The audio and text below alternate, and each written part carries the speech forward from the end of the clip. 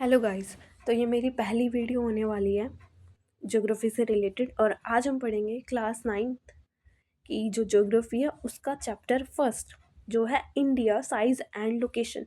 ये चैप्टर बहुत ही ज़्यादा इजी है। आई होप आपको मैं अच्छे से समझाने की कोशिश करूँगी। ठीक है, इतना इजी हिस्सा पढ़ते हैं। पहले हम ये वाला एरिया, इसमें क्या लिखा है मोटा मोटा मैं बताती हूँ।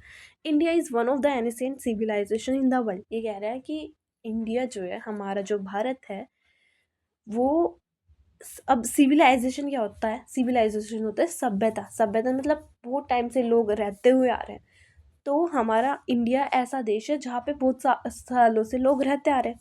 कौन सा? जैसे कि एक हमारी हो गई इंडस वैली सिविलाइजेशन, इसके बारे में आपने पढ़ा होगा। एक चाइनीज सिविलाइजेशन हो गई, इजिप्ट की सिविलाइजेशन हो गई। ठीक है, वो इंडिया के अंदर नहीं आती। चाइना वाली चाइना के अंदर और इजिप्ट वाली इजिप्ट के अंदर। और सिंधु घाटी सभ्यता जो है हमारी, जो जिसको इंडस वैली सिविलाइजेशन बोलते हैं, तो उसका एरिया क्या कहाँ कहाँ था? वो हमारे इंडिया में फैली हुई थी, पाकिस्तान में फैली हुई थी, और अफगानिस्तान में भी फैली हुई थी। ठीक है, अब यहाँ से क्या बोल रहा है कि it has achieve multi faceted socio economic progress during the last 5 decades.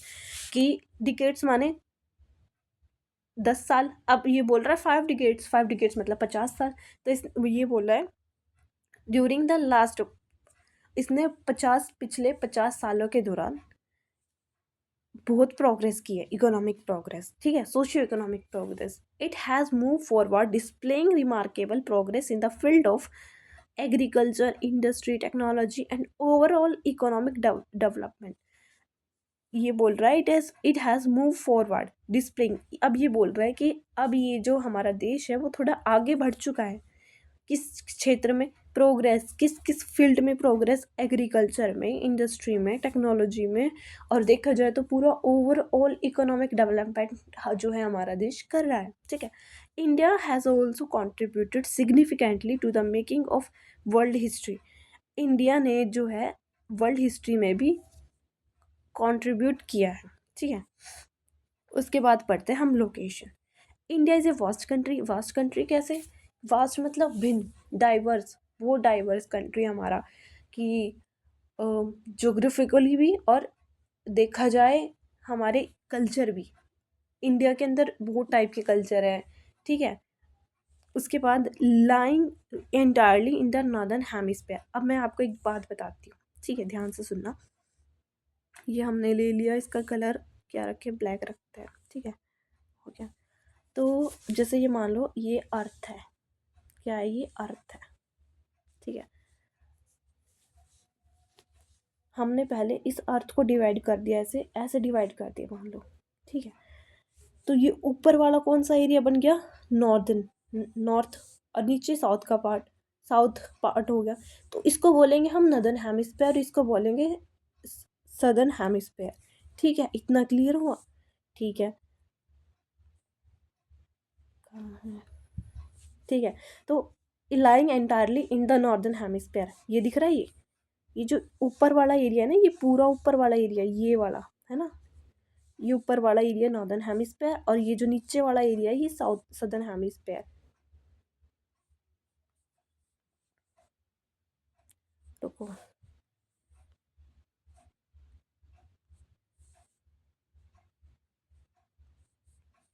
हाँ, अब देखना, ये जो एरिया है, ये पूरा, ये जो लाइन आपको दिखाई दे रही है ना इस तरफ से, ये जो हिस्सा है ये पूरा नॉर्दर्न हेमिस्फीयर में आता है, ये पूरा सदर्न हेमिस्फीयर में आता है।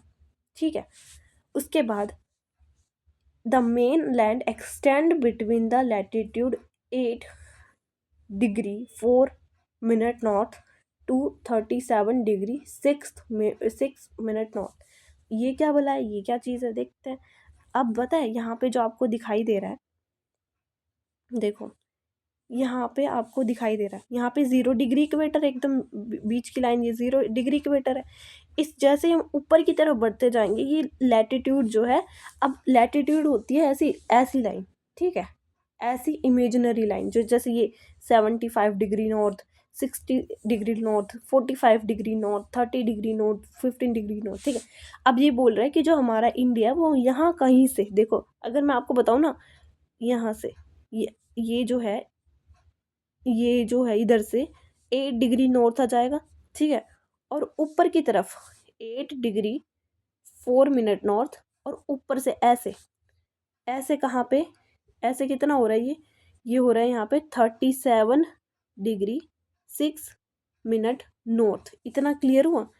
ये हमारी ये ऐसे जो ऐसी लाइन है ना, ये लेटी हुई थी, इनको बोलते हैं लैटिट्यूड, ठीक है। अब बात करते हैं अब लॉन्गिट्यूड क्या है। लॉन्गिट्यूड मैं बताती हूँ क्या होता है। लॉन्गिट्यूड होता है कि जैसे ये अर्थ है, अर्थ को एक बार बीच में से बांट दो। ये जो इस तरफ का एरिया, ये पूरा क्या है, ये पूरा आ जाता है वेस्टर्न पार्ट के अंदर, वेस्टर्न पार्ट है ये। और ये कैसा पार्ट है, ये ईस्टर्न पार्ट है। और ये बीच में से 0 डिग्री है ना। अब इधर की तरफ जाएंगे ना तो हम ईस्ट लगाते जाएंगे, ठीक है। ईस्ट लगाते जाएंगे, इस तरफ जाएंगे हम वेस्ट लगाते जाएंगे, ठीक है। जैसे हम यहाँ पे पढ़ रहे थे ऐसे 0 डिग्री, ये ऊपर की तरफ जाएंगे तो नॉर्थ, और नीचे की तरफ जाएंगे तो साउथ, ठीक है। तो यहाँ पे बोला है एंड ये हो गया लॉन्गिट्यूड। लॉन्गिट्यूड होती है ऐसी लंबी लंबी रेखाएं। कैसी जी, आपको ये लंबी दिख रही है ना रेखाएं, देखो यहाँ पे ये ऐसे, ये जो लाइन जा रही है ऐसे, है ना, ये वाली लाइन, ये इनको बोला जाता है, क्या बोला जाता है इनको, लॉन्गिट्यूड। नाम से ही पता लग रहा है लॉन्गिट्यूड, लॉन्ग मतलब लंबा, लंबी लाइंस ऐसे मानो, ठीक है। अब यहाँ पे क्या है, ये 0 डिग्री है, ये 0 डिग्री है, ठीक है। यहाँ से इधर की तरफ स्टार्ट करेंगे, ये 30 डिग्री ईस्ट, ये 60 डिग्री, ये 90 डिग्री, ये 120 डिग्री, है ना। इस तरफ ईस्ट, इस तरफ इसको बोले जाएंगे, इसको बोलेंगे वेस्ट, ठीक है। अब ये बताओ, अब क्वेश्चन ये है कि इनका यूज़ क्यों किया जाता है ना। इनका यूज़ किया जाता है कि किसी देश की पोजीशन को देखने के लिए, कि उसकी साथ उसकी लोकेशन को भी देखने के लिए, ठीक है। जैसे हमारे जो गूगल मैप्स वगैरह हैं, वो वो कैसे काम करते हैं, वो उनको लोकेशन का कैसे पता चलता है, वो इन्हीं के हिसाब से देख के करते हैं, ठीक है, देख के पता करते हैं। जैसे मान लो कोई बंदा ये कोई कंट्री है ABCD, कोई बंदा इधर खड़ा है तो उसकी लोकेशन फाइंड आउट करनी है, तो इधर से ये इस लॉन्गिट्यूड पे और इस लैटिट्यूड पे है, तो इजिली पता हो जाएगी, ठीक है। अब यहाँ पे बोल रहा है लॉन्गिट्यूड 68 डिग्री 7 मिनट। अब ये मिनट क्या चीज़ है, जैसे यहाँ पे क्या लिखा है, ये पूरा क्या लिखा है 60, इसको बोलेंगे 68 डिग्री 7 मिनट। अब मिनट ये क्या चीज़ है अभी बताती हूँ मैं। जैसे मान लो ये है 0 डिग्री, ठीक है, ये यहाँ पे है 1 डिग्री, 1 डिग्री, इन दोनों के बीच में कम से कम 111 किलोमीटर की डिस्टेंस होती है। कितनी, 111 किलोमीटर, ठीक है। तो अब इनके बीच में तो भी तो होगा ना कोई, मतलब ऐसे। अब ये जो एरिया है ना, इसको हम डिनोट करेंगे मिनट से, ठीक है। आ गया समझ में। 60, जैसे 68 डिग्री 7 मिनट, इसको बोलेंगे मिनट। 7 के ऊपर जो लगा है ना यहाँ पे मिनट, ईस्ट मतलब इस एरिया में। तो यहाँ पे देखते हैं हमारी इंडिया की लोकेशन क्या है। इंडिया की लोकेशन यहाँ पे 68 डिग्री 7 मिनट ईस्ट। यहाँ से देखेंगे जी, इधर से ये ऐसे टच कर रहा है कितना, 68 डिग्री 7 मिनट ईस्ट पे, ठीक है। और इस तरफ से अरुणाचल प्रदेश से टच करना 97 डिग्री 25 मिनट ईस्ट, ठीक है। ओके जी। अब यहाँ पे क्या लिखा है, the tropic of cancer 23 degree 30 minute north. अब यहाँ पे तुम्हें अब एक चीज़ और दिखाती हूँ मैं तुम्हें डायग्राम में, हाँ देखो वैसे ही समझा देती हूँ, है ना। तो जैसे मानो ये अर्थ है, ये यहाँ पे 0 डिग्री इक्वेटर है, ऊपर जाएंगे ये थोड़ा हो जाएगा 23.5 मिनट हाफ नॉर्थ इस, और ये नीचे वाली को, ये कितनी हो जाएगी, ये साउथ हो जाएगी 23 डिग्री 1/2 साउथ मिनट साउथ, ठीक है। ये इतना जो एरिया ना यहाँ पे तुमको दिख रहा है, ये इतना जो एरिया है यहाँ पे, ये सन है, सन की सीधी सनलाइट इस पे पड़ती है, ठीक है। इसको अब इस बला को बोलेंगे ट्रॉपिक ऑफ कैंसर। कैंसर मतलब कर्क रेखा, और इसको बोलेंगे tropic of Capricorn. Tropic of Capricorn means मकर रेखा। यहाँ पे जो सूरज की रोशनी वो सीधी पड़ती है, इधर जाएंगे इधर टेढ़ी हो जाएगी, मतलब इससे ऊपर ये ट्रॉपिक ऑफ कैंसर है, ट्रॉपिक ऑफ कैप्रिकॉर्न है, और इस तरफ यहाँ पे जो रेज है ना वो स्लैंट मतलब टेढ़ी पड़ने लग जाएगी। ठीक है, तो यहाँ पे क्या है, the tropic of cancer 23 degree 30 minute north divide the country into almost two equal parts. तो जो जैसे ये हमारा कंट्री है, अब कंट्री को दो पार्ट में डिवाइड कर देगी। एक ऐसे ऊपर से एक रेखा जाएगी, एक तो ऊपर का एरिया हो गया और एक हमारा नीचे का एरिया होगा। ये ऊपर का नॉर्थ पार्ट, ये नीचे का साउथ पार्ट। ठीक है, फिर उसके बाद टू द टू मेन कौन कौन से part, to the south east and southwest of the mainland lie in the Andaman and Nicobar Islands and the Lakshadweep Islands in Bay of Bengal and Arabian Sea। ये बोल रहा है कि जो south east, बिल्कुल साउथ ईस्ट, अब देखो south east कौन सा पार्ट हो गया, साउथ ईस्ट, ईस्ट मतलब ईस्ट इस तरफ है, तो ईस्ट इस तरफ, वेस्ट इस तरफ, यहाँ पे हमारे होंगे लक्षद्वीप आइलैंड्स। कौन से, लक्षद्वीप आइलैंड्स। और यहाँ पे हमारे होंगे कौन से, यहाँ पे हमारे होंगे अंडमान एंड निकोबार आइलैंड्स। ठीक है, ये जो एरिया ये बिल्कुल सदर्न ईस्ट पड़ गया और ये सदर्न वेस्ट पड़ गया।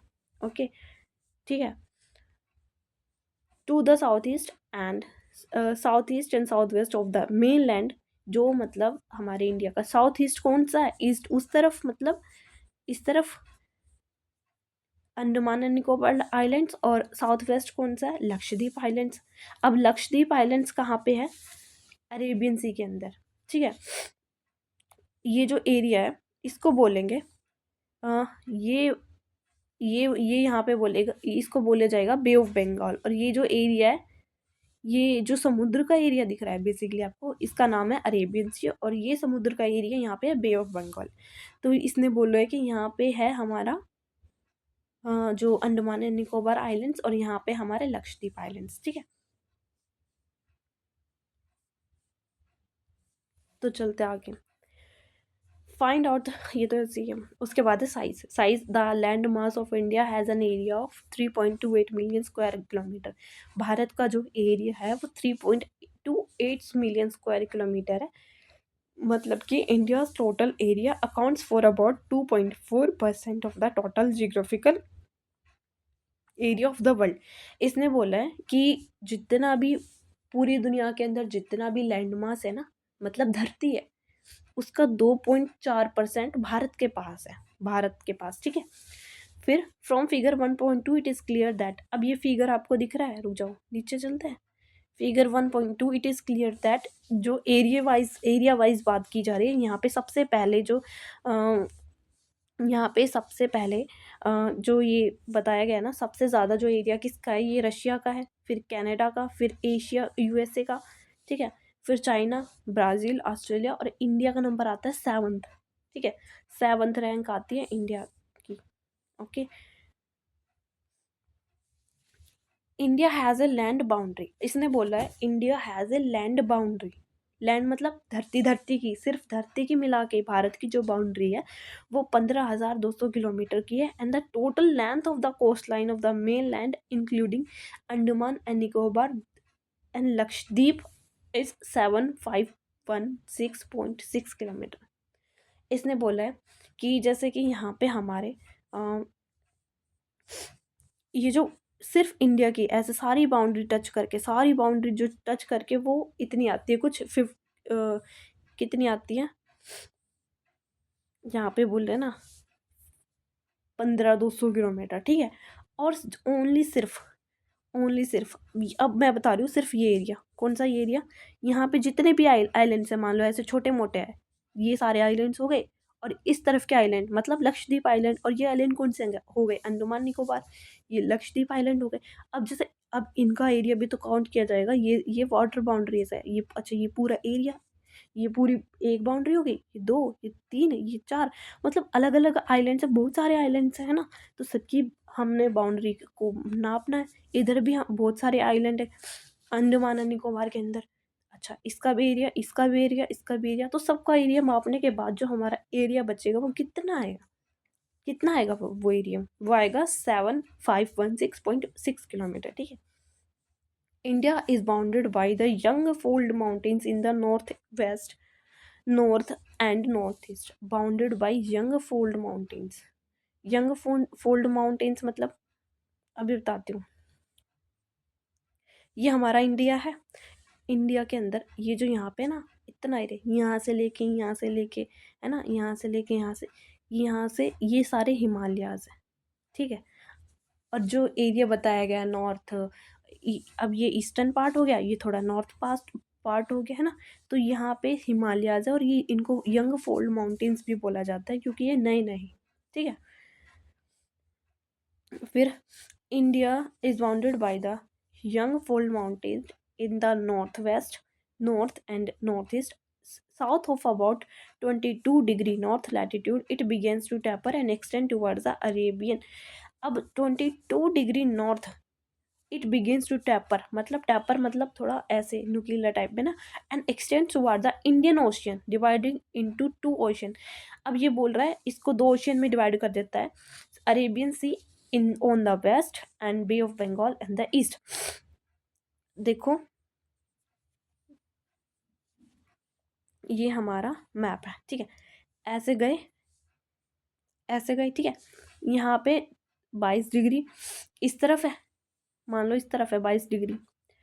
ये क्या होगा, ये नीचे की तरफ जाएगा ना, ये टैपरिंग एंड हो जाएगा, मतलब थोड़ा इसका ऐसा। ये जो ओशियन है ना, ओशियन को 2 भाग में डिवाइड कर देगा इंडियन ओशियन को। एक तो ये अरेबियन ओशियन, अरेबियन ओशियन कहाँ पे, वेस्ट में, और जो यहाँ पे है बे ऑफ बंगाल, ये कहाँ पे है, ये ईस्ट में है।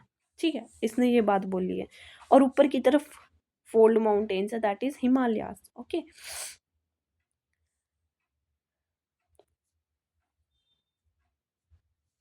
अब यहाँ पे आते हैं, from Gujarat to Arunachal Pradesh there is a time lag of 2 hours, hence time along the standard meridian of India passing through Mirzapur is taken as the standard time for the whole country.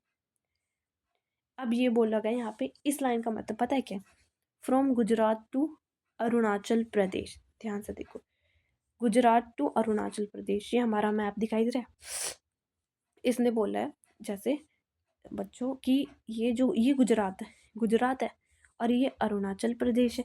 यहाँ से यहाँ तक 2 घंटे का गैप हो जाता है। अब 2 घंटे का गैप क्यों हो जाता है?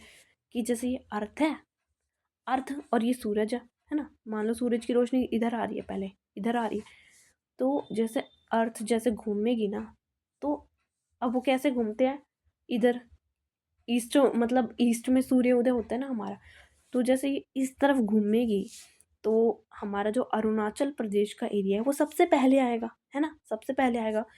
और और जो गुजरात है, गुजरात तक पहुँचते पहुँचते जैसे मान लो ये सबसे पहले सूरज की रोशनी इस पे गिरेगी, है ना, जैसे ये अर्थ घूम रही है उस तरफ, सूरज की रोशनी अरुणाचल प्रदेश पे गिरेगी। जैसे जैसे ये इधर घूमती जाएगी, घूमती जाएगी, उस तरफ क्या होगा, फिर क्या होगा, फिर 2 घंटे बाद जो सूरज की रोशनी है, मतलब फिर गुजरात में सवेरा है, मतलब सवेरा तो हो चुका है पर सूरज नहीं आया अभी। ठीक है। फिर गुजरात में 2 घंटे बाद सूरज दिखेगा। ठीक है, रोशनी आएगी। फिर यहाँ पे बोल रहा है, इसलिए हैंस, अब 2 घंटे का टाइम हो जाता है, तो हमने सोचा कि hence time along the standard meridian of India passing through the Mirzapur. तो हमने खुद का अपना अलग टाइम बना लिया, अलग टाइम बना लिया। अब क्यों बनाया ये? क्योंकि बहुत सारे काम हैं, कामों में दिक्कत आती है ना, कुछ प्रॉब्लम्स होती हैं, उन प्रॉब्लम्स को थोड़ा सॉल्व करने के लिए। ठीक है। यहाँ पे तो हमने खुद का इंडिया का टाइम ले लिया, time along the standard meridian of India, India का स्टैंडर्ड मेरिडियन। इसका क्या नाम है अब पता है कौन सा है? अब पूछ ले, स्टैंडर्ड मेरिडियन ऑफ इंडिया कौन से लैटिट्यूड उस पे है, किस पे है, लॉन्गिट्यूड पे है। तो कितने पे है, 82°30' ईस्ट, जो कि कहाँ से वो होती है, कहाँ से? मिर्ज़ापुर, मिर्ज़ापुर से पास होती है। अब मिर्ज़ापुर क्या है? मिर्ज़ापुर यूपी के अंदर है। अभी मैप में दिखाती हूँ, देखो यहाँ पे जैसे अब इस मैप में क्लियर करते हैं। ये जो आपको ये लाइन दिख रही है ना, ऐसे सीधी जा रही है, इसको बोलेंगे भारत का standard meridian of time, India का, ठीक है। और ये जा रही है कौन सी रेखा?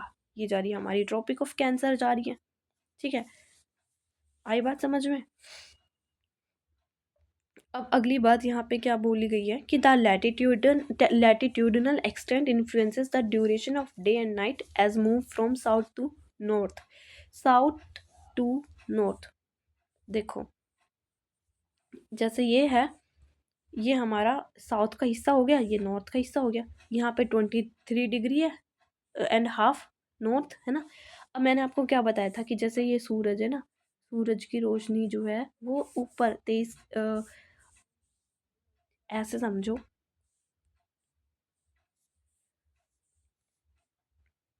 ये हमारी अर्थ है, अर्थ 0 डिग्री है, ये 23 डिग्री है ना एंड हाफ नॉर्थ, ये 23 डिग्री एंड हाफ साउथ।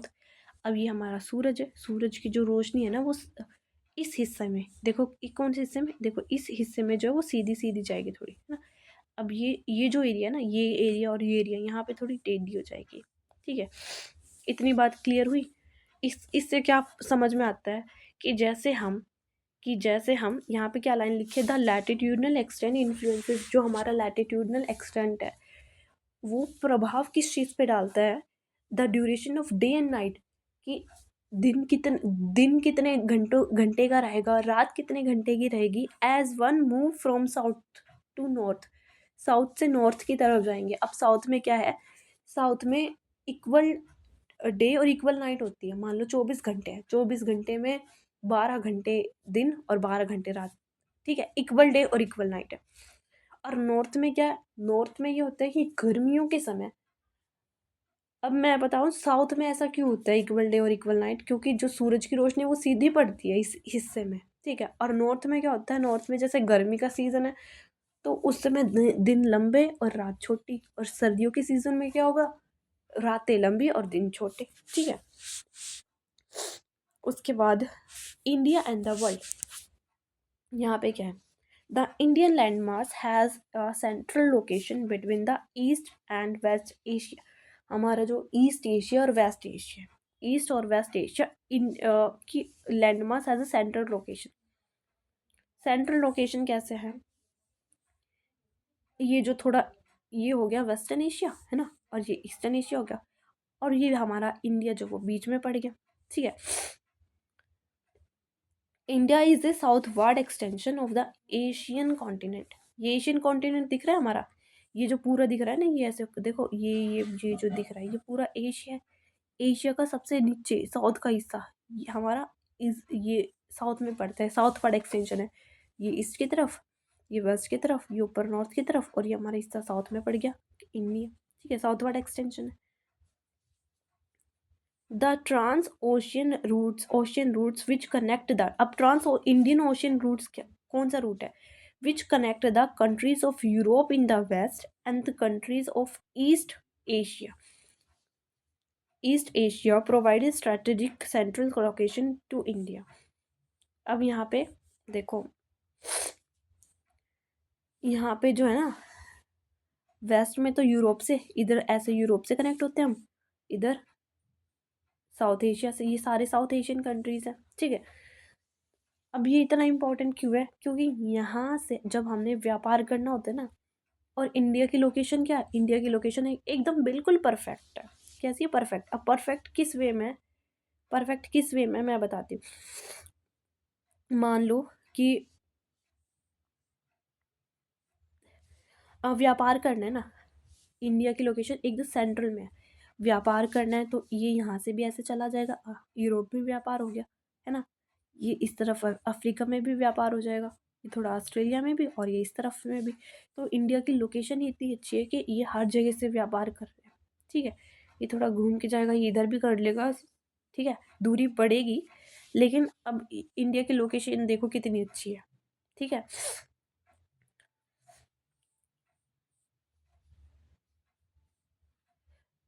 अब यहाँ से देखते हैं, note that the Deccan peninsula, peninsula क्या होता है? पेनिनसुला ऐसा एरिया जो 3 ओर से पानी से घिरा हुआ है, ठीक है।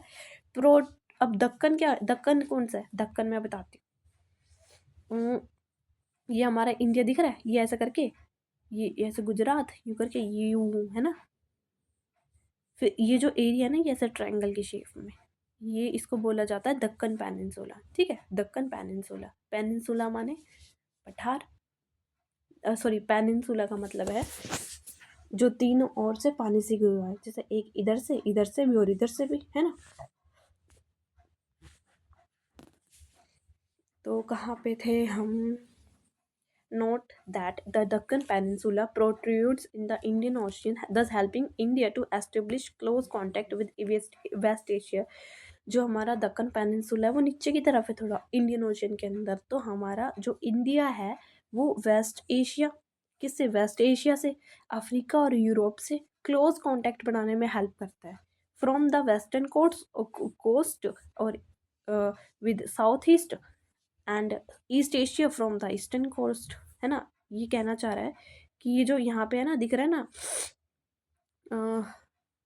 इसमें नहीं, इसमें, हाँ इसमें समझो, ये वेस्टर्न कोस्ट हो गया, ईस्टर्न कोस्ट हो गया, ईस्टर्न कोस्ट से यहाँ रिलेशन बनाएगा क्लोज कांटेक्ट, और वेस्टर्न कोस्ट से इस तरफ क्लोज रिलेशन बनाएगा, ठीक है। ओके जी। फिर no other country has a long coastline on Indian Ocean as India has. इसने बोला कि किसी और देश की इतनी लंबी कोस्ट लाइन नहीं है जितनी इंडिया की है। कोस्ट लाइन माने, समझ में आ गया? तट रेखा। एंड इट हैज़ और इंडेड, सो इसलिए it is India's eminent position in the Indian ocean. Indian ocean के अंदर भारत की जो पोजीशन है बहुत ही एमिनेंट है, मतलब बहुत ही, ऐसे समझ लो, पावरफुल, ठीक है। क्योंकि भारत की जो कोस्ट लाइन है वो सबसे ज़्यादा है इंडियन ओशियन के अंदर। फिर ये बोल रहा है which justifies the naming of an ocean after it, और देखो नाम भी इंडिया के नाम पे पड़ा, इंडियन ओशियन, ठीक है।